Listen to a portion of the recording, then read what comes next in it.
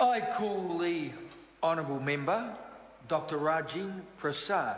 Namaste. Namaste, Mr. Speaker, and thank you very much. There is just so much wrong and inaccurate, Mr. Speaker, in that last speech that it's hard to know where to begin. For example, the member says that no first home buyer starts in New Zealand ever. Never was the word she used, with a new house. Well, I did, and it was a long time ago, Melissa Lee. I said to Melissa Lee, it was the norm. It was the norm when we were just starting off in our first jobs, going and buying a group housing for 3 times our salary, and that was the norm in those days. Things have changed, I know, but to say that never happened is not so, is not true. Then the member says the Labour Party policy on overseas buyers. Order! I asked the member to read. I'm sorry to interrupt the honourable member, but I have a debate going on in the chamber between two members on one side of the House and one on another. It is not permitted. If you want to interject, then there is a speaker addressing the Parliament, and that's where it's directed to. Interjections between members who do not have the floor is not permitted. Sorry, Dr. Prasad. Thank you, Mr. Speaker. If the member Melissa Lee is going to repeat policy or cite policy of this side of the House, then I ask her to cite it accurately. Anybody who has a license, a permit rather, to be in New Zealand, to migrate to New Zealand, or who lives here, there's no restrictions, whether they're black, brown, or brindle, no matter where they come from to buy a place. The bit that we object to are the overseas people who are just simply speculating on the New Zealand market and driving.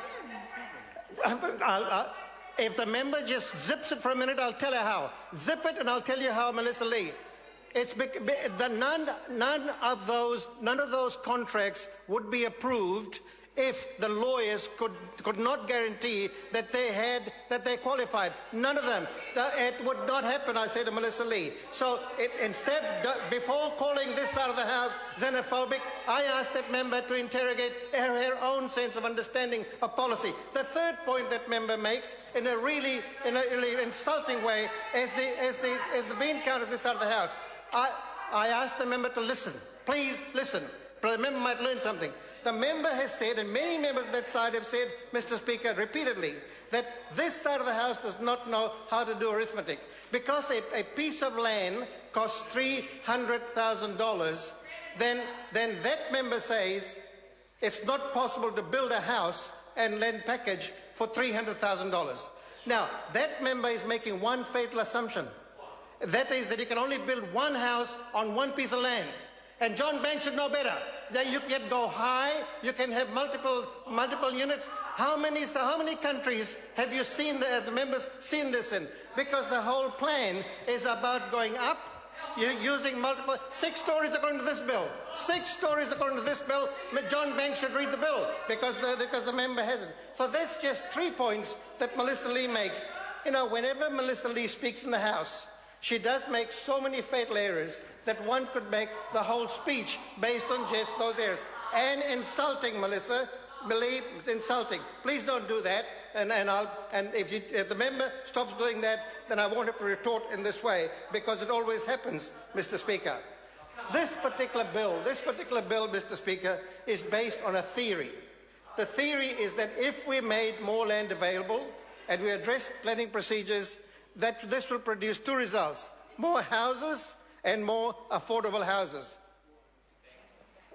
That's the theory that this particular bill is about. Then the mechanism that this bill believes will do that is the market. So if indeed the market is left to its own devices, it will produce affordable housing.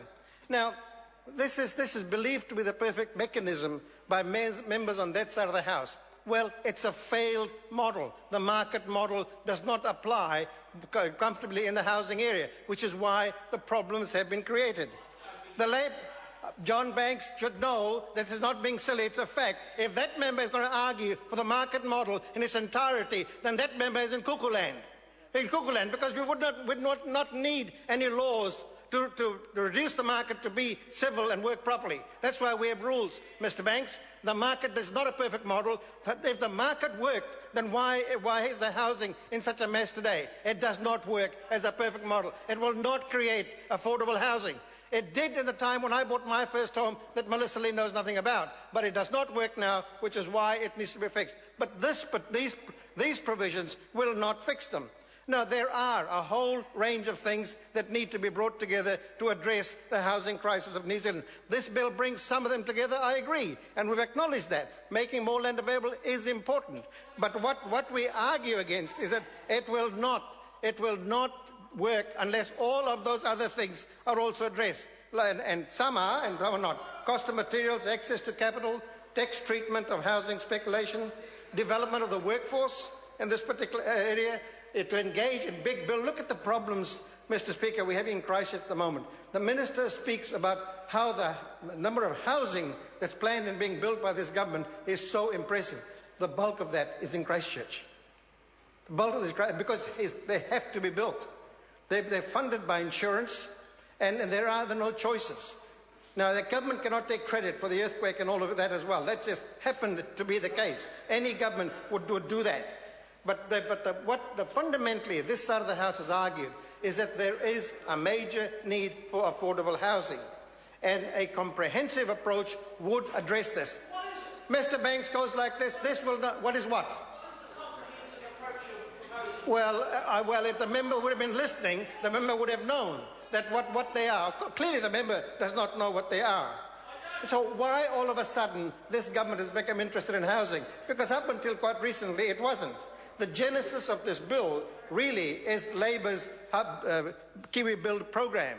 They got a sense that this was really important. The second one, Mr. Banks, and Mr. Banks should know, was really Auckland City beginning to look at housing in a different kind of way and saying, we have to address this. All of a sudden, the government realized they had to do something, and this was the hurried approach that came out of it. And there's some things that are good in this bill, but it's not comprehensive. It does not address the whole thing. The Speaker, the Minister said, we have a comprehensive program, there are more bills to come. Yeah, well, a comprehensive program brings all of the solutions to a complex problem together and puts a bill up so that we can debate all of them so that we can achieve change. This one doesn't, because what is needed is a bold plan to do that.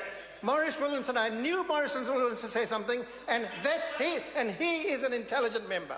He is a member that knows a lot about this area, and he is a member that knows what a comprehensive program would look like. And Mr. Williamson knows that this is not a comprehensive program, because Mr. Williamson does know a lot more than John Banks does or Melissa Lee does. Look, this government is disingenuous, Mr. Speaker, when it comes to housing.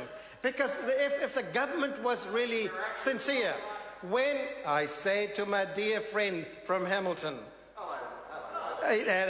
please don't give me another opportunity to have a go at another one of my friends from the other side of the House. Because the member just did.